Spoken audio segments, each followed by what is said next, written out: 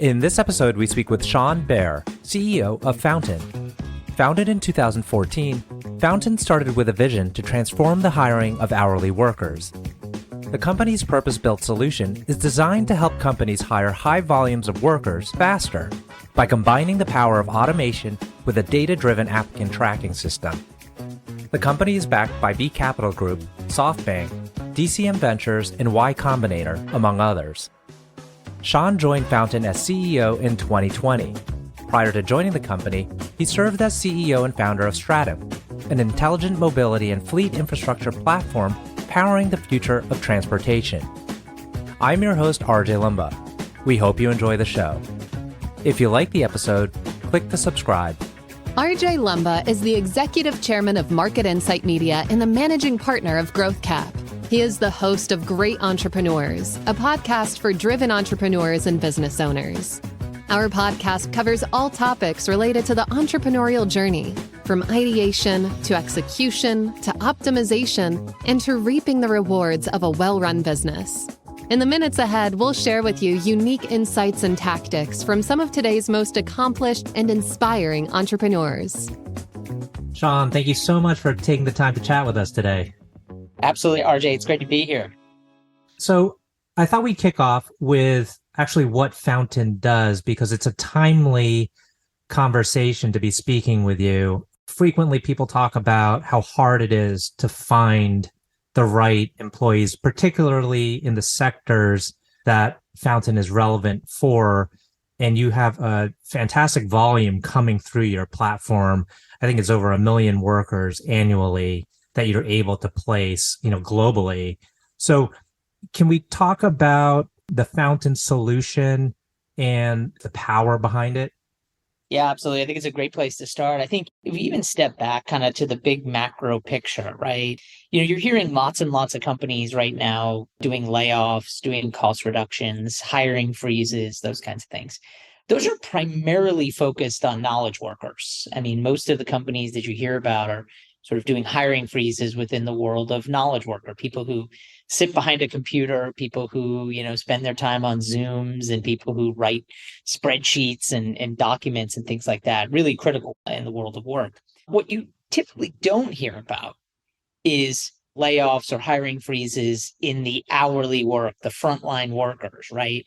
That's a market that has continued to grow and continues to see lots and lots of opportunity, creating lots of challenges for companies to hire enough hourly workers. Whether you own a warehouse, whether you're doing deliveries of packages and food, whether you're operating a healthcare organization and you need nurses and nurses assistants, or a nursing home or a call center, these frontline workers who are kind of doing everything from retail to call centers, it's a really, really difficult hiring market, which is great for the worker, by the way. It provides a lot of opportunity for these workers. Workers in the hourly work world have never had as many options for employment, which is a great thing for us.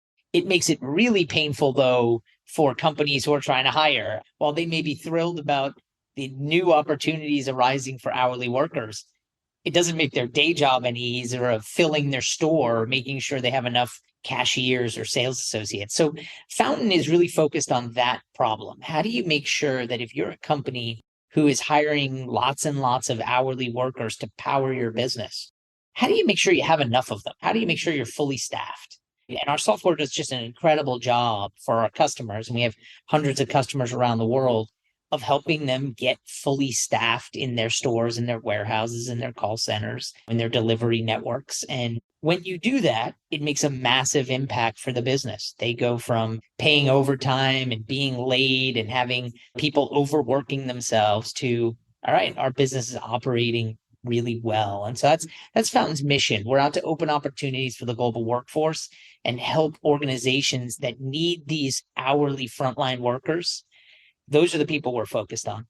It's super interesting because 10 years ago, or even 20 years ago, as technology and the internet was coming about or really starting to boom, people thought, frontline workers, the lower skilled or more commonly skilled workers, those are going to be the ones who are displaced. But in fact, it's the opposite.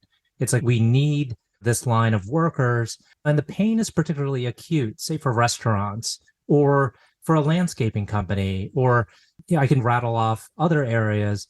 But frequently, and I've seen this, like you go to a restaurant and they can't seat the tables because there's no waiters, there's no servers. How are you able to find those people? And where did those other people go that left these jobs? I mean, are they working for Uber and DoorDash? Yeah, so actually, it's a really astute point, RJ. Like, I think we had all thought, oh, the internet and the power of technology is going to replace these hourly frontline workers. And I think that actually, to your point, the opposite has happened. What's interesting about it is if you think about going back 10 years ago or 15 years ago, most hourly workers walked into the restaurant, asked to speak to a manager, got an application, filled out the application. If you're old enough like me, you walked into a fast food store and you sat in the booth and filled it out in pen and then handed it to the manager and said, I really would love to work here and make French fries or hamburgers or tacos or whatever your particular job was. Those days are gone. What's interesting about it is that worker who used to walk into that fast food restaurant now has a smartphone. They're online looking for jobs way before they walk into the fast food restaurant. They've also got apps like Uber and DoorDash and Instacart, and they also have an Amazon warehouse down the block that's paying $15 an hour. And then they also have Target, and they've got Taco Bell and McDonald's. So it's all the traditional companies coupled with all of these new things and new ways that I can make money. That makes competition for that labor really, really challenging. I think if you think about the truths that have been true for a long time, it's companies always knew that hiring hourly workers is important, but they always felt like it was relatively easy. If somebody quits, we'll just replace them. It's easier to just replace them. The problem is it's not easy to replace them anymore. And so companies need to find new ways to attract them, new ways to retain them. And so it's kind of what's happening behind the scenes. Why is it so competitive? Hourly workers just have more options. And so you can't just count on them showing up at your front door. How Fountain typically solves this problem is we would tell you, regardless of whether you're working with Fountain, which obviously should be a shameless plug for Fountain, but moving quickly with the people you want is probably the best advice I could give to anyone who is trying to hire. And the reason is that in the world of knowledge work, you want to probably be slow and methodical in your hiring process. You want to take time. You're only hiring one person for this role. You want to take your time and find the perfect person.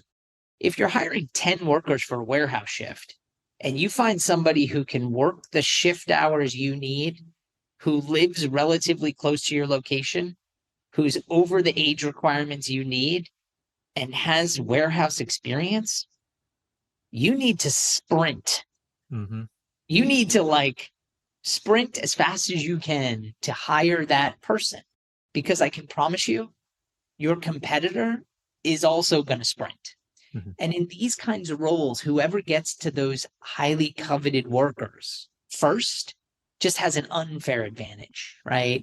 It kind of makes sense, right? If you are applying for 3 jobs or 5 jobs, and in some cases 10, if one person gets to you within that couple of hours, seems like they're legit, seems like it's a good place to work, if 4 days later you hear from another company, you're like, look, I'm already far down the path with company A.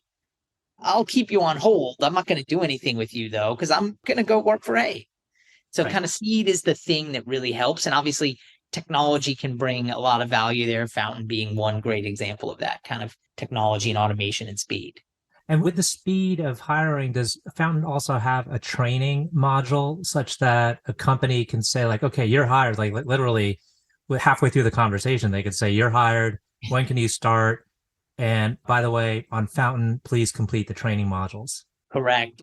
We view our job, our mission, right, to get somebody from, I might want to work for this company, to showing up for the first day of work.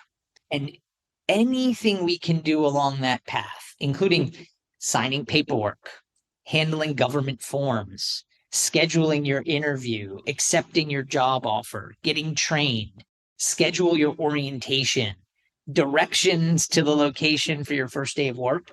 Those are all things that we would say absolutely want and are included inside Fountain, with the singular goal of you found that person that has that perfect experience to power your business. Let's make sure that between the day they're starting their application to the day they actually show up for the first day of work, we want to make sure they have just a great experience throughout that entire process. Excellent. Now, one would think that there could be fairly frequent turnover, just given the types of jobs that are on the platform. Are you able to kind of retain that community of workers, or is it quite a few that just drop off for one reason or another? What's interesting here is, depending again on the industry, you have pretty high turnover. That's always been a core problem within the hourly work world. You and I probably had an hourly job at one point and didn't work there for 10 years, for instance. You probably worked there for a summer, or you worked there for a year while you're at school, or you worked there for a couple of years after school, or some version of that. Very similar for this population. They're going to turn over. They're going to find new opportunities. What we would tell our customers is take care of them during the application process, take care of them all the way through their first day, and then make sure they have a great experience at the job. That doesn't mean that they're probably going to work for you for 20 years. That's probably not realistic. But anything you can do in your value proposition to make sure that they're having a great experience from the very first moment they look at your website to all the way through the first day, through the first week, through the first month, everything you can do to provide a really great experience is going to prevent you from having to go out sooner and hire somebody else to do that same job. It's a really, really important part of this story. But yeah, more to come there. Yeah, I've got a lot of questions. I'm trying to fit them all in. One is that I did notice on your LinkedIn page, you list out the benefits of actually working at Fountain, the company itself. And it seems like it'd be a dream job for anyone to get all those benefits. And I know you're experienced in this area of corporate leadership. Tell us about your philosophy to hiring and to building an organization. It's a really great question. I've been very fortunate. I've helped build 4 companies. 3 have been successful, and including an IPO, and built them into very large organizations. And Fountain, I think, will be the biggest success story of the 4. Look, my philosophy has been pretty consistent, I think, right? Number one, I think you provide these great benefits, right? I think, all founders, including myself, enjoy lots and lots of great benefits. We're always trying to make sure that the employees we have are well rewarded, well compensated, and have a lot of equity within the company so that when we become successful, they see some of that success. What I typically don't subscribe to is sort of the fake morale boosting. Generally, throwing parties to try to get people to be happier about working for you. I think generally most employees are smart enough to see through that, and they see it for what it is. Of course, they'll probably take your free hors d'oeuvres and your free drinks and enjoy them. But I think you'd be fooling yourself to think that that is what builds a great organization. I think what builds great organizations is, one, succeeding. Right? People come to join you in success. And so building a company that is winning, very similar to any team sport, right? You could be the best basketball player ever. If you're on a team that loses 75% of the games, you're not having any fun. And you could be a pretty good basketball player, maybe not even a starter, maybe you're on the bench. Your team starts winning, everything seems fun again. So making sure your company is strategically sound, succeeding at the game you're playing, that's number one. But that's not enough, because just winning doesn't do enough for a company like ours. The second thing that I think is really important is employees need to feel like they have a contribution to that winning. And frankly, a noteworthy contribution, not like a little contribution, a big contribution. If you can pair a winning team with employees who feel like they are contributing to that win, you will not have retention problems. You will not have unhappy employees. You will have people who are excited to be at work, love being at work. And frankly, it means that you have a certain kind of population of employees that are focused on, hey, I want to be in a company that's winning and I want to have a part in that winning. I want to make a contribution to that winning, whether it be I'm on the HR team or I'm on the finance team or I'm a salesperson or I'm an engineer or I'm a marketing person. Doesn't really matter. But win as a team and have people feel like they're contributing are really, really powerful levers in building businesses. Fantastic. The podcast is premised on this growth aspect and growing companies. And we focus on the impact that investors have on the business. You have some well-known investors. You have Softbank and you have B Capital. Can you tell us about some of the value that these investors have brought to the table, aside from the financial capital? Yeah, it's a great question. So the reason why I love the podcast and I love talking about this is, like, I tell our team all the time, we're in the growth business. There are some companies that are not in the growth business, right? There are lots of older public companies that pay a dividend. They're not in the growth business. They're in the profits business. We're in the growth business. Growth is the best coin in the realm for our Tolkien fans or our Game of Thrones fans that are listening. But growth is the best coin. Now, what's interesting about 2023 and frankly, the latter half of 2022, and I believe going forward for a period of time here, it's not growth at all costs. It's smart growth. It's sustainable growth, which I think is really healthy for most technology companies right now. Is you still have to grow. Growth is still the coin, but it needs to be sustainable growth. It needs to be something that you can do reliably, that you can do with the capital you have, and put yourself in a position to one day generate free cash flow for your investors, gross margin for your investors. I've been really fortunate. The investor base we have at Fountain, we've raised over $200 million for the company. Our investors, obviously, we love their capital. We deploy it really well to, again, build that sustainable growth. But they're also really, really astute leaders in their own right. They help us think through what are the next steps strategically. So that's kind of one half of it, is helping me think through, and the leadership team here think through, where do we want to go over the next 12, 24, 36 months, right? And how does that compare with other companies that might be doing similar things? The great thing about most great investors is they have a pattern recognition that I'll never have. I have patterns from the 4 companies that I've helped build. So I've got some patterns, but our investors see hundreds of companies in their career. And so their pattern recognition, their ability to say, I've seen this before, here are the 2 things to look out for. That's been really, really helpful. I think the other thing that's great about our investors, they are smart enough to provide amazing strategic insight and pattern recognition and comparables to other companies, and even smarter to sort of stay out of the way of the day-to-day operations of the business. You found a great investor when they know that they can help out strategically, but they're not trying to help you kind of manage the day-to-day. And I'm very fortunate that our investor base is highly supportive of Fountain and lets us run the business. It's interesting because on one side of it, it's, I guess, a marketplace or a network of sorts where you're matching buyer and seller. And the other part to it is it's a, software platform to enable that kind of seamless workflow of hiring and training and retaining. What's been the most challenging aspect of really thinking how to scale this business and kind of like enter into what some call escape velocity? I'll give you an example. We had sold the software to very small businesses a number of years ago, selling to kind of an individual restaurant, for instance. And we did that. It was going okay. It was not great. And there's a lot of reasons for that. But generally, selling software to the SMB market is a challenging business. Small business owners have a tough time as it is, beyond paying software fees for things. And it was one of the businesses I actually killed here. I basically decided that was not going to be our focus. Maybe not forever, because I know Fountaineers may be listening to this.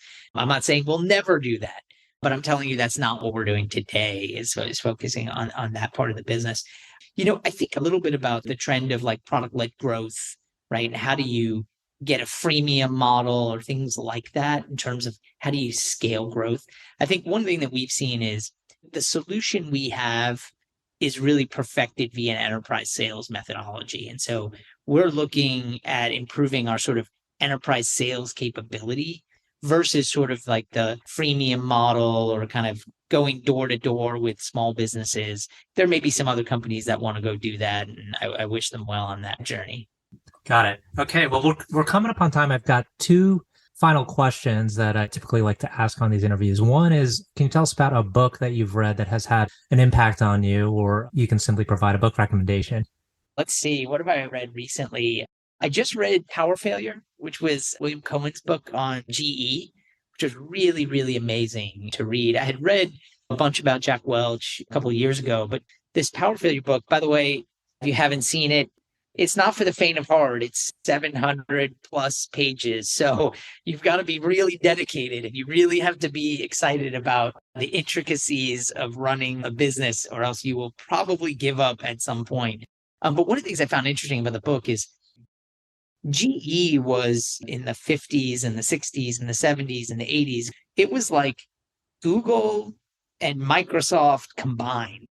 It was the most valuable company in the United States of America, right? And obviously it's come upon hard times. So that's one book that I've read recently that I found really, really interesting for readers. That's a timely book, I would say.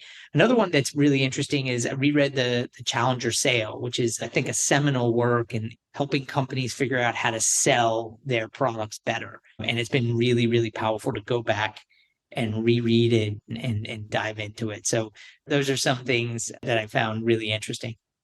Last question. Can you tell us about a person you admire? It doesn't have to be a business person. It could be someone in another domain. It's a really great question. Who do I really admire? I tend to look up to CEOs that are out to make a profound difference on this planet. And, you think about the founder of Patagonia as somebody who, boy, what an impact, right? That you can have on this earth, right? An impact that probably will outlast your brief moment on this planet. I always think about the statement, I don't know how it goes exactly, so I'm going to kill it, but a wise person plants elm trees under which they will never sit under that shade.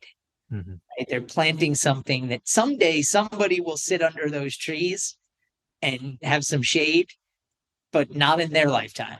And so you're sort of planting something for the next one. So maybe not just the founder of Patagonia, but anybody that's out who is trying to do something that is going to outlast them being on this planet for this short time we all get here is really inspiring and somebody I look up to. Good note to end on. Well, Sean, want to thank you again for taking the time. I know our audience will find this very insightful. RJ, great to have me. Thanks so much.